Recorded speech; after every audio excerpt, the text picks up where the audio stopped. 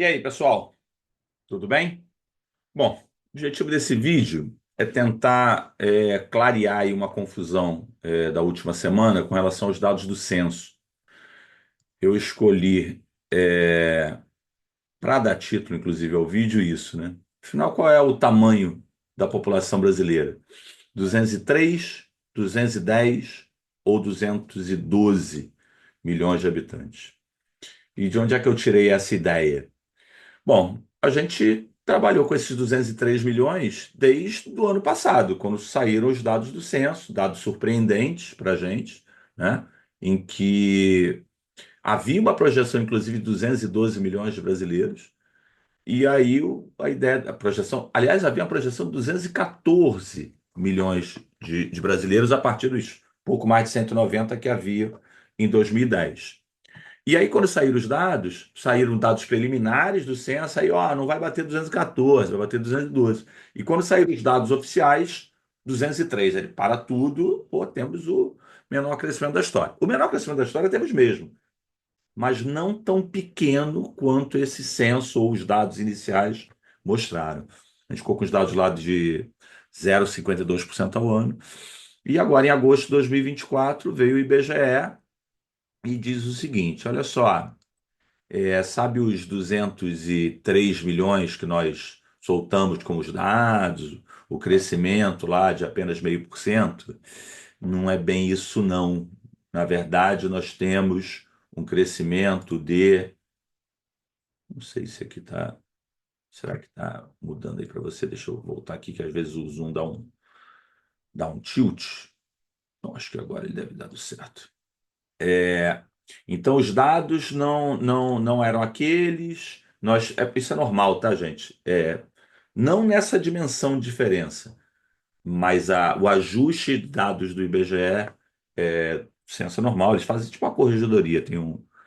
Tem uma pesquisa que é o chamado PPE, né? E no PPE, que é essa pesquisa aqui, ó, que é o PPE, essa pesquisa de pós-enumeração, pesquisa de pós-enumeração, esse é o nome oficial. É tipo assim, você vai verificar naquela contabilização toda, que dá um trabalho danado, onde pode ter havido erro em cada uma das residências e por aí vai. Enfim. E aí os caras jogaram o seguinte, ó, não era para ter sido 203. A nossa população em julho de 2022 era de 210 milhões e 900 mil. Esse era o número, tá?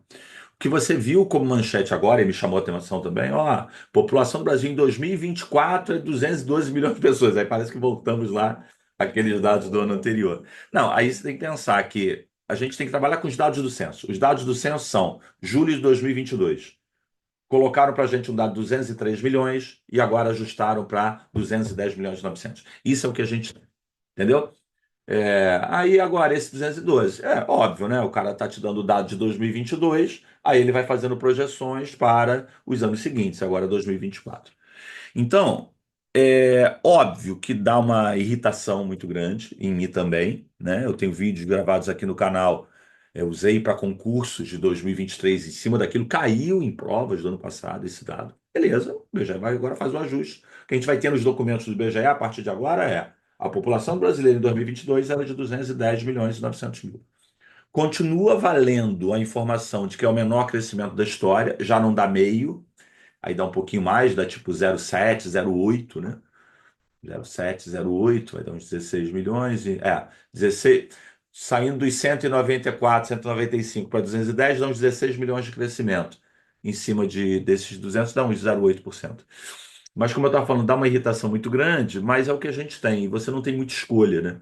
Porque esses dados eles podem aparecer, e se aparecer numa prova coisa contrária, eles a partir de agora não são mais válidos. No fundo, é uma crônica de uma morte anunciada, né? Uma crônica de uma morte anunciada, porque se você pegar a história desse censo, o censo era para ter sido 2020, tá? Esse é o que está valendo agora, tá, gente? Aliás, esse slide está bom, hein? Tem só um ajustezinho aqui, né? Ninguém aguenta mais ajuste, né? O que ele botou aqui 211 é o 210 e 900. Mas é isso, a diferença está aqui. E agora você tem a projeção de um ano a mais. Mas isso é a crônica da morte anunciada, né? O Zé Eustáquio é um cara importante para a gente, é um demógrafo que é referência em estudos de bônus demográfico. Quando saiu os dados do censo, ele já questionou.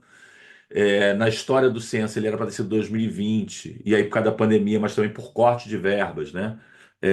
Ele foi sendo adiado.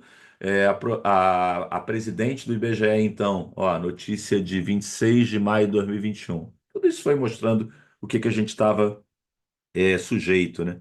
Pediu demissão. Ela pediu demissão no dia 26 de março de 2021, alegando problemas pessoais. Mas foi no dia seguinte que o Congresso cortou mais dinheiro do censo.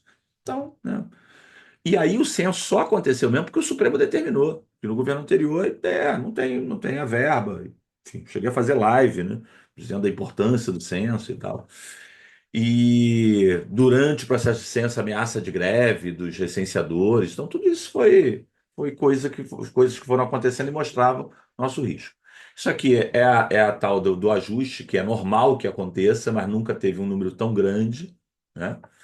É, de diferença, então, 2000 de 169 milhões para 174, 2010 190 para 194 e agora 203 para 210 e 900. Esses dados do censo têm é a tal da pesquisa de pós-enumeração, tá? Que é essa correção.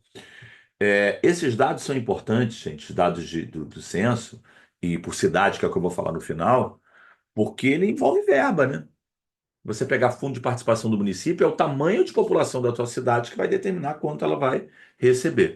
E aí vem a parte final do que eu quero falar. Então, a parte inicial está dado. Então, nós éramos, em julho de 2022, 210 milhões e 900 mil. O crescimento da população brasileira do último censo foi o menor da história, mas não foi exatamente de 0,5%, foi na casa de 0,8%. Daqui a pouco a mídia vai começar a soltar esses dados, o próprio IBGE vai colocar esses ajustes que ele tem que fazer. Mas atenção a uma coisa que é a questão do número das cidades. Porque a grande mídia também, Folha de São Paulo, Globo, Estadão e tal, aqui são os dados de estado. Então, por exemplo, o Rio de Janeiro apareceu no censo com 16 milhões e 100, está com 17.200 e tal. Mas eu queria focar na questão das cidades. Quando saíram os dados do censo no ano passado, 2023, apareceu lá a notícia de que as metrópoles brasileiras, várias metrópoles brasileiras encolheram. Tá? Várias, várias.